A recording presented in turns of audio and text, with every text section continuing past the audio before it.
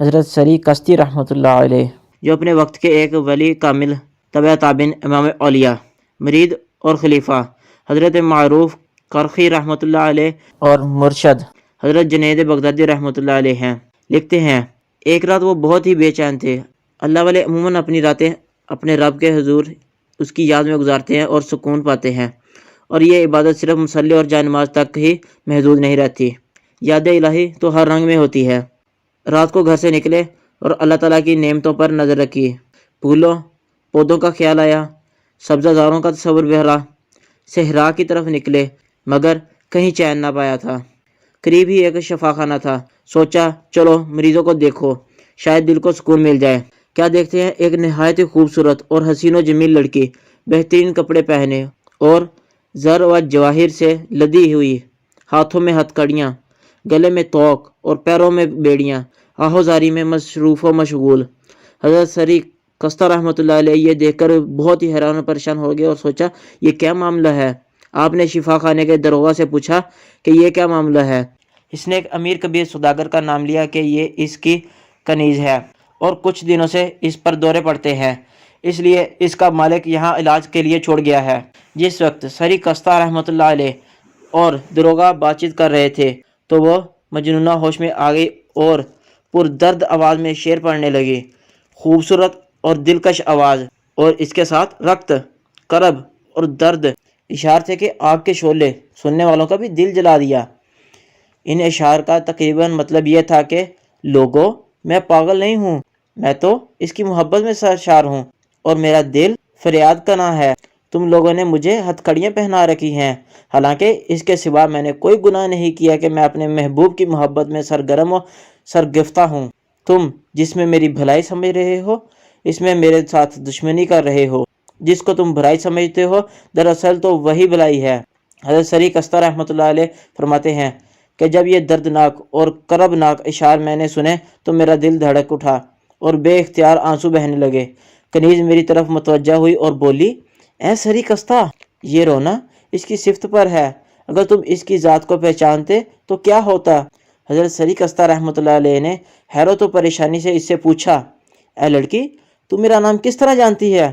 لڑکی نے انگلی سے آسمان کی طرف اشارہ کیا اور کہا، جب میں اس سے واقف ہو گئی تو کسی سے ناواقف نہ رہی۔ حضرت سری کستہ رحمۃ اللہ علیہ نے پوچھا، تم کس کی محبت میں اپنے آپ کو فنا کر رہی ہو؟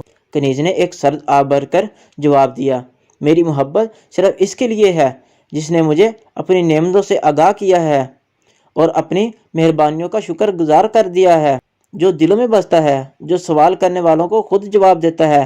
سری کستہ نے پوچھا، یہاں تم کو کس نے قید کیا ہے؟ اس نے جواب دیا، حسد کرنے والوں نے، اور ایک پردرد نعرہ مارا اور بے ہوش ہو گئی۔ حضرت نے دروغہ سے کہا، اسے رہا کرو۔ اس نے ہتھ کڑیاں کھول دی اور اسے آزاد کر دیا۔ حضرت سری کستہ رحمۃ اللہ علیہ نے فرمایا، تم آزاد ہو، جاؤ جہاں جانا چاہتی ہو چلی جاؤ۔ کنیز نے جواب دیا، میں کس طرح جا سکتی ہوں؟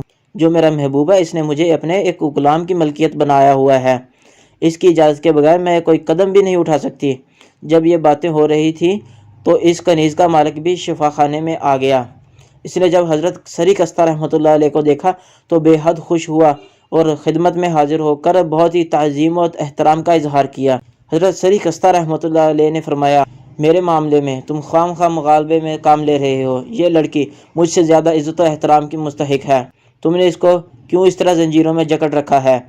مالک بہت شرمندہ ہوا اور کہا، میں نے اسے اپنا بہت سارا سرمایہ خرچ کر کے خریدا، یہ اپنے حسن کے علاوہ بہترین خوش گلوکارہ اور رقاصہ بھی ہے، میرا خیال تھا میں اسے فروخت کر کے بہت زیادہ منافع کماؤں گا، میں نے اس پر 20,000 درہم خرچ کیے، مگر اب تو مجھے 20 درہم بھی ملنے کی امید نہیں۔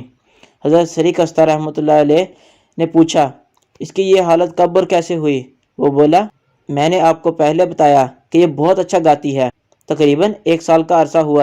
ایک دن یہ مستانہ وار عود بجا کر اشعار گا رہی تھی، جس کا مطلب یہ کہ اے وہ شخص جس کے سوا میرا کوئی آقا نہیں، تو نے مجھے لوگوں میں غلام بنا کر رکھ دیا ہے۔ بس اسی شعر کی تکرار کرتے ہوئے بے خود ہو گئی، عود توڑ کر دور پھینک دیا اور رونے لگی۔ ہم نے سمجھا شاید اسے کسی سے عشق ہو گیا ہے، مگر یہ بات بھی غلط ثابت ہوئی۔ آخر تنگ آ کر علاج کرانے کے لیے میں شفا خانے لے آیا اور اسی کی بہتری اور بھلائی کے لیے ہم نے اسے زنجیریں پہنا رکھی ہیں۔ حضرت سری کستہ رحمۃ اللہ علیہ نے فرمایا، اچھا تم اسے میرے ہاتھ فروخت کر دو، میں اس کی قیمت کے ساتھ ساتھ تمہیں منافع بھی دوں گا۔ اس شخص کا منہ حیرت سے کھلا رہ گیا، بھلا ایک درویش کہاں سے اتنی بڑی رقم ادا کر سکتا ہے؟ حضرت نے اس کی حیرانگی بھانپ لی اور کہا، تم میری زبان پر اعتبار کرو۔ یہ فرما کر حضرت سری کستہ رحمۃ اللہ علیہ شفا خانے سے واپس چلے آئے۔ یہ حقیقت تھی کہ درویش کے پاس مال کہاں سے آئے گا، ایک درہم بھی نہ تھا۔ تمام رات گریہ و زاری اور مناجات و دعا میں بسر کی۔ صبح دم ابھی روشنی بھی نہیں پھوٹی تھی کہ کسی نے دروازے پر دستک دی۔ آپ نے دروازہ کھولا تو ایک شخص کھڑا تھا۔ پوچھنے پر بتایا کہ میرا نام احمد مثنیٰ ہے، رات مجھے غیب سے آواز آئی کہ 5 تھیلیاں سری کستہ رحمۃ اللہ علیہ کو پہنچا دو، چنانچہ میں پھوٹتے ہی رقم لے کر حاضر ہو گیا ہوں۔ آپ نے تھیلیاں لیں اور سجدہ شکر ادا کیا اور اسی وقت تھیلیاں لے کر شفا خانے پہنچے۔ دروغہ نے دیکھ کر کہا، مرحبا، میں نے غیب سے آواز سنی جس سے اس لونڈی کا حال ظاہر ہوا، واقعی وہ صاحب عظمت ہے۔ اسی وقت کنیز کا مالک بھی آ گیا، اس کی آنکھوں سے آنسو رواں دواں تھے۔ حضرت سری کستہ رحمۃ اللہ علیہ نے فرمایا، تم رنجیدہ نہ ہو، میں پوری قیمت کے ساتھ منافع بھی لے کر آیا ہوں۔ مگر اس نے قیمت لینے سے انکار کر دیا۔ حضرت نے مزید رقم بڑھا دی، مگر اس نے کہا، ساری دنیا بھی مجھے اگر اس لڑکی کے بدلے میں ملے تو میں قبول نہ کروں گا۔ میں حاطف غیبی سے اس کی عظمت، اس کی رفعت، اس کا مقام سن چکا ہوں۔ میں خالص اللہ کے نام پر اسے آزاد کرتا ہوں۔